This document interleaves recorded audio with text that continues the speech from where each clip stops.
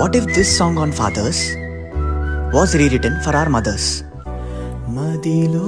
ఎగిసే ప్రేమా నదివి సంతోషాల గదివి నా కథనే రాసిన రచయిత్రివి మా ఇంటికి దేవతవి మళ్ళీ మళ్ళీ నా తల్లిగా నువ్వే ఉండాలి అమ్మా అమ్మా నువ్వు నా ప్రాణం మనినా సరిపోదట మాట నువ్వే లేని జీవములోన ఉండలేనే ఏ చోట నువ్వే కదా